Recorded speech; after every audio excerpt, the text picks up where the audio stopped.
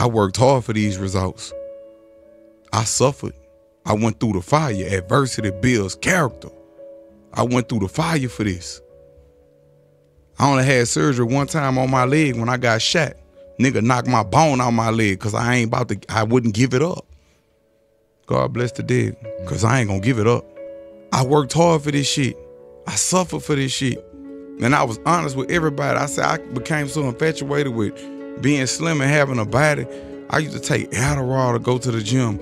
I used to take so much pre-workout, it probably would have bust my heart. By the grace of God, I'm still here. Until I started just celebrating my success in small increments and not comparing myself to the people that I see on the Instagram with the perfect bodies and shit. Now my body, that bitch perfect. When you see somebody going to the gym 3-4 times a day, something not right with him, because something wasn't right with me. And as men, we'll go to the gym and just kill ourselves and hurt ourselves in the gym to keep from hurting somebody else. There's a lot of men that suffer in silence. They come up to me, they hug me in the gym, they cry right there when they see me. Because I see you. Amen. I see what you're going through. When you say suffer in silence, do you know how powerful that is? We do. It's a lot of us that suffer in silence. Like, we suffer in silence to get the things that we think we want. But everybody want what they don't want. Yeah, we don't really want those things. We just think we want it. But when you love what you have everything you need. We was happy to just have a car. Tell this nigga pulled up in this Rolls Royce on the side of me. Now I'm suffering again. He got this bad bitch with him. But if he go to jail, she gone. Right. But this woman right here, shit, I go to jail, man, the horse legs ain't never broke. She gonna run for me. The greatest test that anything can withstand is time. Just give it time. It'll reveal itself. Yeah, man. It'll reveal itself. I know a lot of bad bitches that, hey, you ain't gonna hold no nigga down if he go to jail. You not gonna pick the phone up. You not gonna do none of that. And I hate to look at it like that, but would you have fucked with me when I was broke? I don't just want no wife. I don't want no wife. You know, you gonna honor your friend different, your best friend, than you gonna honor a wife. You know, a wife just seemed like a business deal, a business title. Yeah, it seemed like a business relationship. Happy wife, happy life. Like, you gonna not piss me the fuck off contingent upon if I'm keeping you happy. Like, I want a best friend. I wanna have a best friend to where if you my best friend, like, we there for each other. I'm there for you emotionally. You have a death in the family. I'm gonna comfort you. Can your wife be your best friend? My best friend could be my partner. My best friend could be my partner. Either we grow together or we grow apart. Because there's going to be times in everybody's life where y'all going to grow together, then y'all going to grow apart, and then y'all going to grow into yourselves, and then it reunite.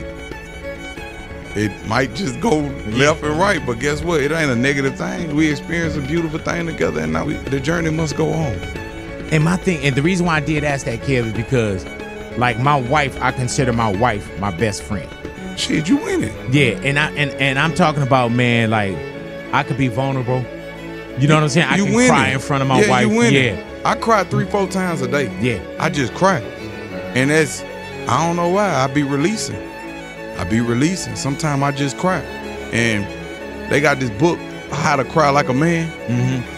And oh yeah, that's Jason Wilson. Yes, Jason Wilson, and he a sensei. Me and him used to be talking in my DMs. And I had read a couple of inserts from the book, and it was so powerful to me because I'm like, I'm the type of person, I'm a nerd. I had like 3-4 books, and I just 2-3 chapters. But How to Cry Like a Man, and vulnerability is the most beautiful thing it is on earth. I got that book, bro. He a real, like, karate sensei master. He will fuck you up. Yeah. But he will also cry. And you see the way he is with his kids, the kids in his classes. And he teaching them how to be men. Yeah, man. And how to be emotional at the same time. It's emotional intelligence for me. Man. Like, how I navigate is I ask myself, why am I feeling like this? Where does this emotion, me being triggered like this emotionally, where does this stem from? So it always take me going back. Was it ever a time in my life where my mama or somebody in the family made me feel like I wasn't seen, or made me feel like I wasn't good enough, or made me feel like I wasn't worthy. And could it be that that's triggering this? I talk to myself. Because once I talk to myself, I be like, man, Gates, man, don't call that bitch back, man. Man, you getting the same results every time, man. Fuck that hoe, man. We ain't doing no chasing. We only replacing. Sometimes you got to talk to yourself. Hey, man. You got to get in tune with yourself out here. And you a giver. Yeah, man. But guess what? Talk to me. Takers always recognize givers. Boom. The hardest thing for me to do was to set boundaries and say no. And this is the year that I've been putting the energy back into myself for the first time in my life. Hey, bro. I've been really putting energy into me. Like I take salt baths at night. Like I do the things that it take for me to heal. I ain't talking about going get a pedicure and manicure. That's just maintenance. I'm talking about really soul searching with yourself, getting with yourself, sitting alone with yourself and working through them psychological traumas, emotional traumas, that type of shit.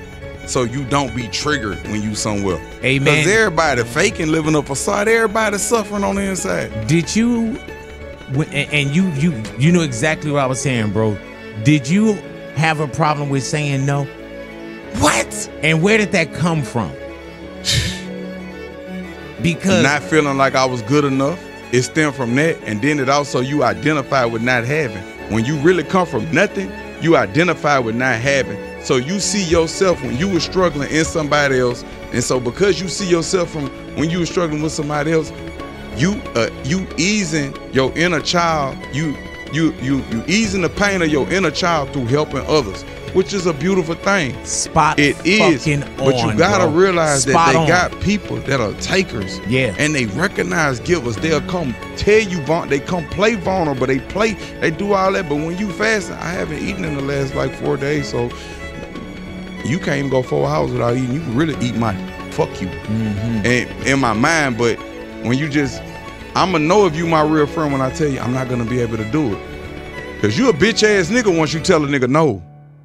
Once you tell a motherfucker no, man, you low down, rotten, dirty motherfucker. 99 yeses. The 100th is a no. Man, F him. He changed. He's this, he's that. Oh, 100%, bro. Story of my life. Yeah.